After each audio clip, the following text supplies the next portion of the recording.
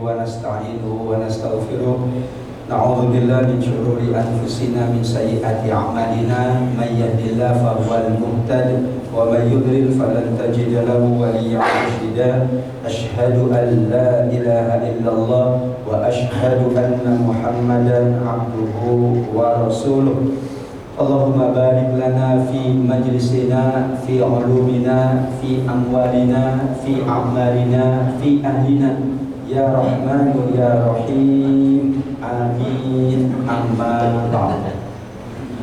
Alhamdulillah, kita selalu bersyukur kehadiran Allah, mengagungkan Allah, memuji Allah adalah bagian yang tidak bisa kita pisahkan dalam kehidupan sehari-hari kita. Karena Allah tidak pernah memisahkan kita dari nikmat-nikmatnya yang tiada terhingga. Bahkan semakin banyak memuji, mengagungkan, mensyukuri nikmat Allah, semakin besar anugerah Allah untuk kita semua, baik untuk kebaikan dunia kita maupun insyaallah untuk kebaikan akhirat kita. Amin ya rabbal alamin.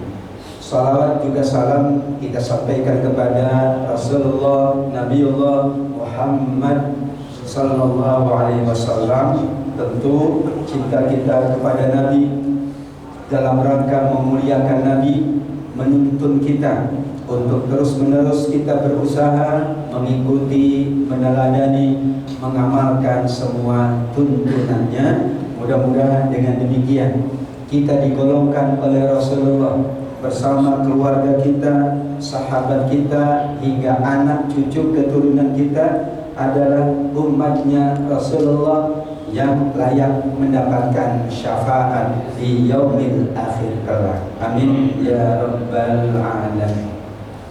Temanya identik dengan Bapak Ibu semuanya, ahli menghitung.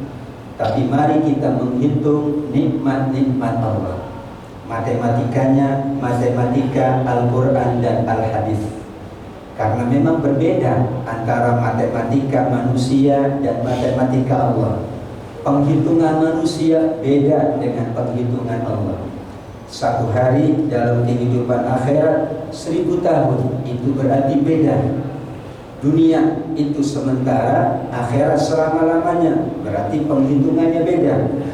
Alam dunia adalah kehidupan, adalah tanggung jawab, adalah amal, adalah ibadah. Alam akhirat balasan, itu juga menjadi penghitungan yang berbeda. Berinfak, bersedekah, hitungan manusia kalau secara persentase maka mungkin berkurang, tapi matematika Allah justru bertambah. Itulah kita akan belajar matematika nikmat Allah menurut Al-Quran dan Al-Hadis. Sebagaimana kita sangat yakin bahwa kita tidak hanya menjalankan kehidupan dunia, tapi pasti kita akan menjalankan kehidupan akhirat. Maka bekal kita tidak hanya untuk kebaikan dunia, tapi untuk kebaikan akhirat, termasuk bermajelis ilmu, termasuk menjalankan berbagai amal-amal sunnah, agar kita tidak hanya dapat kebaikan dunia, tapi juga pada masa yang sama insya Allah kita akan meraih kebaikan akhirat. Kalau cuma kebaikan dunia tidak perlu sholat. Kalau cuma kebaikan dunia nggak puasa nggak apa-apa. Kalau cuma kebaikan dunia sepertinya majelis ilmu juga tidak amat sangat dibutuhkan. Tapi kita ingin dapatkan kebaikan dunia, dapatkan pula kebaikan akhirat. Maka dulu para sahabat, para tabi'in, kalau berada dalam majelis ilmu itu mengalahkan yang lain. Karena waktu-waktu mereka berharap ada nilai ukhrawinya, bukan dalam tataran dikotomi atau sekularisasi kehidupan dunia dan akhirat. Justru dalam rangka kombinasi, ya, katanya kombinasi itu paling nikmat, ya, kombinasi dunia akhirat, kombinasi akal, fisik dan hati, kombinasi yang sangat banyak. Hadirin wal hadirat, kita awali dari luasnya nikmat Allah. Saking luasnya, kata Allah di surat Ibrahim 34 dan di surat An-Nahl 18. Saya yakin ini sudah sering kita dengar, mungkin sudah sangat hafal. Wa in ta'uddu ni'matallah la tuhsuha. Jika kalian menghitung nikmat Allah, kalian tidak akan dapat menghitungnya. Padahal nikmat Allah itu semua yang ada itu pasti nikmat Allah, enggak ada yang tidak. An-Nahl 53, wa ma bikum min nikmatin faminallah. Apapun yang ada pada kalian itu dipastikan berasal dari Allah. Sehat dari Allah, pekerjaan dari Allah, keluarga nikmat dari Allah, waktu nikmat dari Allah, peluang nikmat dari Allah, kemudahan beribadah nikmat dari Allah. Maka Allah ingatkan terlebih dahulu, semua yang ada pada kita semua pasti minallah. Bahkan ini luar biasa kalau secara bahasa.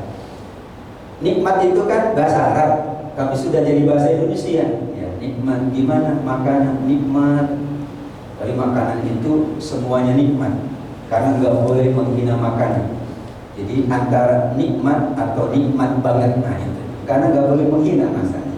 Kalau bilang nggak enak itu berarti menghina, nggak boleh. Jadi kita bilangnya nikmat atau nikmat banget. Nah, pokoknya itu ya. Minuman bersama nikmat atau nikmat banget. Nah, antara dua aja. Rumah nggak boleh kita hina. Rumah nikmat atau nikmat banget. Pekerjaan pun nikmat atau nikmat. Saya nggak enak Ustaz kerjanya. Nah, berarti nggak mensyukuri nikmat Allah. Karena yang lain pun pengen bekerja tidak dapat. Itulah maksud dari surat An-Nahl 53. Nanti insya Allah filenya bisa Bapak Ibu mendownloadnya, sudah saya sampaikan. Baik, perintahnya wa in ta'uddu. Dalam ilmu tafsir, saya basicnya ilmu tafsir, tapi sekarang di kampus mahasiswa menamakannya biar keren, ilmu IT. Kalau dulu ilmu tafsir IT itu I-nya ilmu, T-nya tafsir, IT.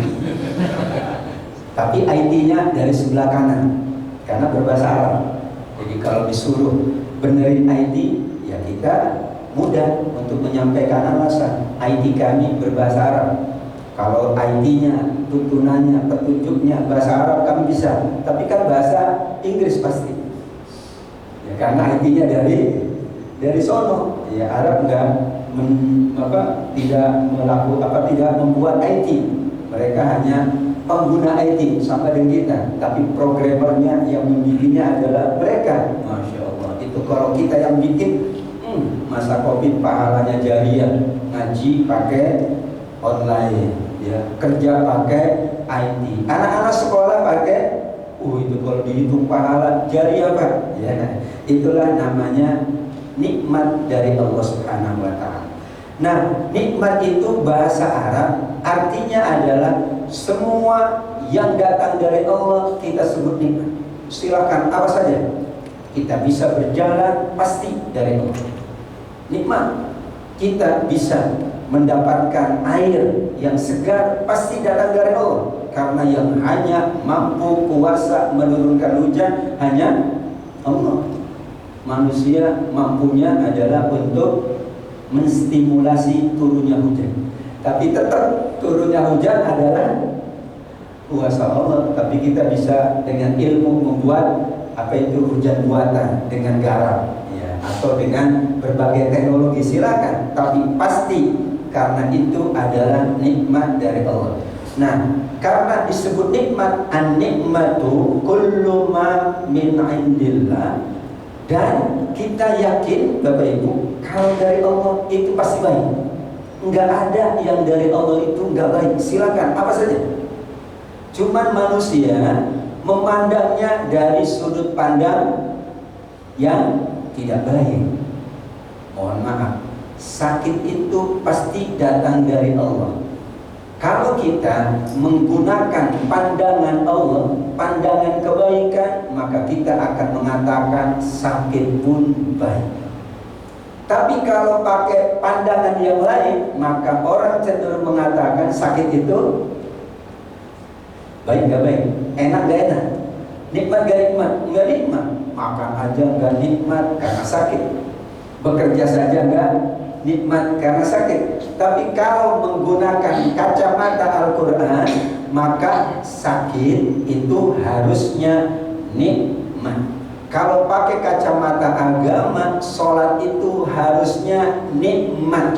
Kalau pakai kacamata Allah, puasa itu nikmat. Kalau pakai dimensi tauhid, maka bermajelis ilmu itu nikmat. Sehingga memang ini persoalan nikmat. Ya, umumnya kan orang mengatakan nikmat itu perut ke atas dan perut ke bawah. Nikmat ya, yang bisa dirasa nikmat, yang bisa dilihat nikmat, yang bisa didengar nikmat, yang nggak bisa dirasa tidak disebut nikmat. Padahal kita bernafas itu nikmat, tapi karena mungkin kita kurang merasakan, tidak dianggap nikmat. Ketika sakit pun tidak dianggap nikmat. Wallahu a'lam. Secara filosofi, kata nikmat itu artinya semua anugerah Allah, dan karenanya tidak ada yang datang dari Allah tidak baik. Wa asa an takrahu syai'an wa huwa khairul lakum, wa asa an tuhibbu syai'an wa huwa syarrul lakum. Boleh jadi kalian menyukai sesuatu padahal buruk bagi kalian. Boleh jadi kalian membenci sesuatu padahal baik bagi kalian. Ini kan perspektif. Makanya kenapa Nabi diperintah oleh Allah mengajarkan Al-Quran, itu mengajarkan perspektif. Kenapa Nabi dibekali wahyu Al-Quran dan Al-Hadis mengajarkan perspektif? Gitu ya. Ini ada air. Kalau perspektifnya baik, semua air dia katakan baik. Tapi kalau di hatinya tidak baik, air manapun dikatakan tidak. Maka Al-Quran dan Hadis ini ingin meluruskan perspektif. Perspektif kehidupan, kehidupan itu baik semua. Perspektif harta, harta itu baik. Perspektif keluarga, keluarga itu baik. Jadi dulu Bapak Ibu di masyarakat jahiliyah semuanya nggak baik, nggak ada yang baik. Harta nggak baik karena digunakan untuk ketidakbaikan. Nah, Al-Quran nuntut nih supaya harta baik ini, supaya nikmat baik ini. Jadi Al-Quran dan Al-Hadis yang dibawa oleh baginda Nabi tujuannya adalah mengubah persepsi, perspektif. Kita belajar itu dari TK, itu kan sebenarnya tujuannya biar persepsi kita bagus gitu ya. SD, kemudian masuk SMP, SMA, itu kan tadinya kan pokoknya ya hidup ini main aja, namanya anak-anak. Dirubah perseptifnya, dibangun perseptifnya, jadi kehidupan ini jauh lebih baik. Nah, dalam kaidah ilmu tafsir, perintah Allah di dalam Al-Quran terkadang bentuknya perintah langsung, wa aqimus shalah, dirikan sholat. Tapi kadang tidak langsung, kutiba alaikumus syiyam, diwajibkan atas kalian berpuasa. Tapi kadang dengan cerita, dengan kisah. Kisah Nabi Yusuf itu banyak perintah Allah di dalamnya. Misalnya fasobrun jamil, tapi Allah tidak mengatakan bersabarlah yang baik, tidak. Tapi Allah menyebutkannya fasobrun. Kan cerita Nabi Yusuf dengan putra-putri, dengan saudara-saudaranya, Nabi Yakub dengan putra-putranya. Memang tidak ada redaksi perintah di dalamnya, tapi menurut kaidah ilmu tafsir, meskipun redaksinya berita, informasi, cerita, karena itu ada di Al-Quran dan di hadis, maka nilainya nilai perintah maupun larangan. Kan ayatnya, alhamdulillah, ayatnya itu, dan jika kalian menghitung nikmat Allah, kalian tidak akan mampu menghitungnya. Nggak ada kan perintah menghitung? Nggak ada, kecuali perintahnya hitunglah nikmat-nikmatku. Enggak, yang ada ingatlah nikmatku. Yang ada ceritakan nikmatku. Wa amma bi nikmati rabbika fahadits. Tidak ada perintah satupun di Al-Quran hitunglah, tapi perintahnya ingatlah. Perintahnya adalah ceritakan.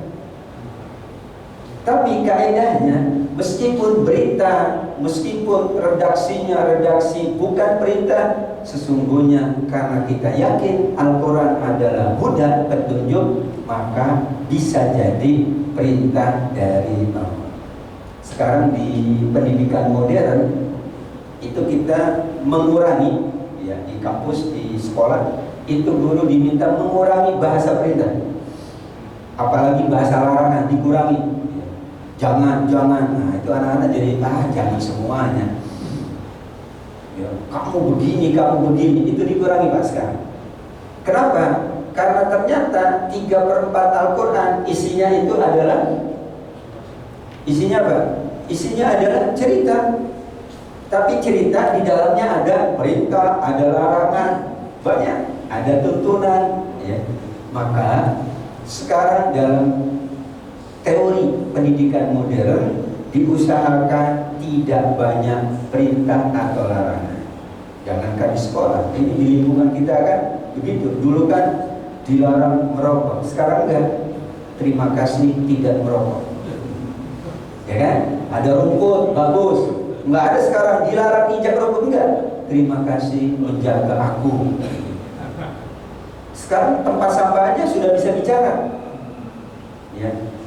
Letakkan sampah Anda di tempat ini. Ya. Udah bisa ngomong ya.